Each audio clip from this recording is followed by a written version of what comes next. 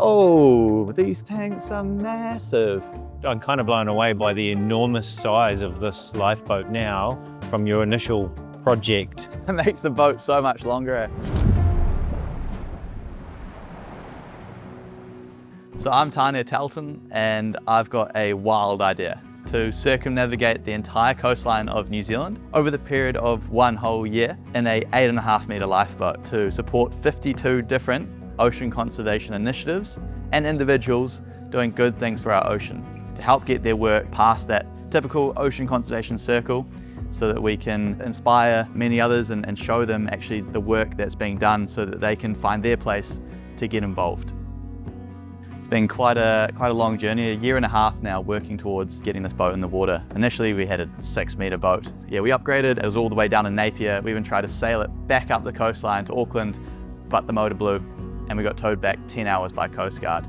Yeah, interesting journey to say the least, but we've been super fortunate to have had many different people and companies coming on board and helping us make this a reality. People like Lloyd Stevenson are doing the interior build, which is huge and a game changer for us. Otherwise it would have been, I guess, me and the boys just giving it a crack. And then people like Onshore Marine who are doing the whole engineering side. So very, very fortunate on who we have on board, and it wouldn't be possible without them. We're back here with the Lifeboat Build Series, and we've got RM Engineering who are turning up today to help us look at potentially fitting out a duckboard up off the aft. Let's go meet the boys. What's up with Tanya? Matt, nice to meet you. So we just got this tube here. So we're going to take that tube, we're just going to test fit it, see what you want, maybe make a few modifications, shorten it, get a few measurements, sure. And then we'll go from there, take it to the workshop and install it. No, I appreciate it. Well, yeah, should we see if it fits? Yeah. Let's go from there. Yeah. It makes the boat so much longer. I think we could come smaller if we wanted to. Maybe we go like 100 mil more? See, we probably wouldn't want to go much smaller than that, eh? Nah, I reckon that's that. That was so cool meeting the boys from RM Engineering, getting to hear their ideas for how we should have this duckboard. We measured it up. Initially, I think it was around 1 metre or 1.10 m, and now we're back to 900 mils. So shortened it down a little bit from the initial concept, which I think will allow us to have just enough room to set up some deck chairs, go for a swim, another space for us to get outside of this enclosed lifeboat. It's gonna be great for us. So stoked, and yeah, really appreciate the boys coming on board. It's gonna be a game changer. The duckboard was a nice extra, not a must. But weight in the boat, that was crucial. Beagle, the original lifeboat owner, had made that clear from the very start. When they designed the lifeboat, they would have worked out that, okay, it's gonna have 80 people on it and they'll be 100 kilo each. So the boat's designed to take 8 tonne. Without 80 people on it, you need at least 4 tonne to get the design of the hull to work correctly. Oh, these tanks are massive. Got these tanks in here now, and the team at Lloyd's are going to be fitting them up very, very shortly. 600 litres here in this diesel tank, and then 300 litres of agua in that tank.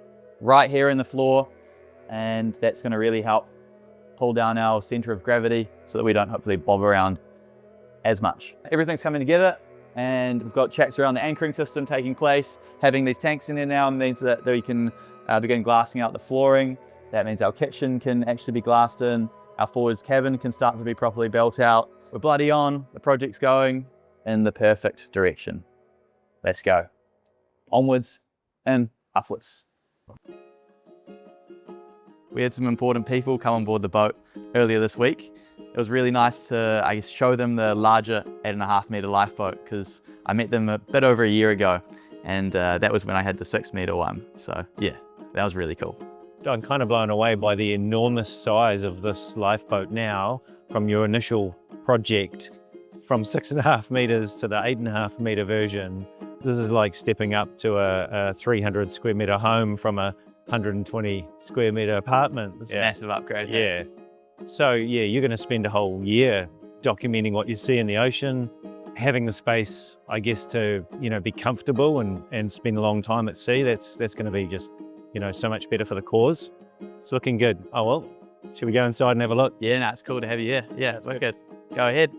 Wow. Oh, the kitchen's coming together quick. It's looking nice. The sink's in. It's looking excellent, eh? So good. This is the cabins up here. Yeah, that's the anchor well there. This is the outline of the anchor one? Yeah. Yeah. It's looking good, really good. Not that I saw it before, but I did see the 6.5 metre version, which I felt a lot for Tane when he's going to spend so long at sea in it.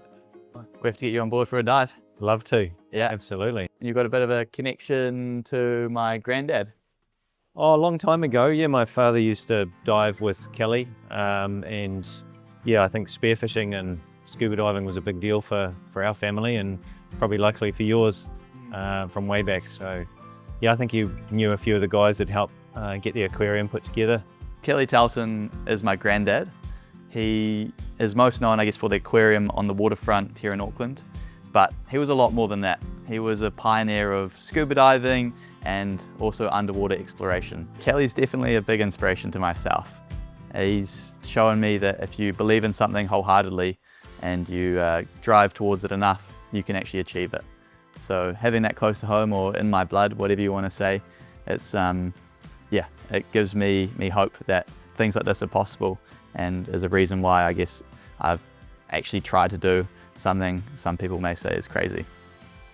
When I first saw your adventure, I think it was at the Moana Festival, maybe a couple of years ago. Yeah, I saw this really ugly looking lifeboat, and I went up to it and I thought, what is this about? As soon as I sort of heard the name, I thought, oh, that's intriguing. I want to know more. It's in our blood and our families, so anything to do with understanding the ocean and what we can do better, then, you know, thought, let's get behind it. I think we started off talking about just a head unit for just a basic sounder GPS, and here we are today. We're going to have a radar, we're going to have autopilot, we're going to have the latest technology from Simrad, we're going to have lithium battery banks, inverters, you know, like we're going to have some pretty trick stuff on this lifeboat. So Very lucky. Yeah, no, it's going to be great. Great to be involved in the project. So yeah, the current cause is sounding really good. So everything runs under Current Cause. It's a charitable trust that we've spent the last 6 months setting up. And the vision behind it is to have something much bigger than myself, so that we can all get behind an organization so that we can make positive change for our environment. Yeah, it's an honor to have you guys on board, and obviously you were the first ones that actually believed in the mission and backed us. So yeah, that means a heck of a lot to us, and yeah, so this mission. Well, we're delighted to be on board, you know, from the entire Navico Group, you know, right from our top high-level management. As soon as we talked about the adventure, they were really on board. So yeah, super pleased to still be here. We're a little way down the track, but that's how projects go, right? So, you know, yeah, thanks for having us on board too. Nah, it's an absolute pleasure. Yeah, wouldn't want anyone else, so great. Thank you, Adrian. The build's been a proper challenge. It's pushed me more than I'd expected, and that's just on land. Out on the ocean, I know it'll push us even more, but that's the point. Somewhere between the chaos and the calm, you figure out why you're doing it. Not just to cross it, but to be part of it. There's a lot to learn out there about the ocean and about myself, and I'm keen to see what we're made of.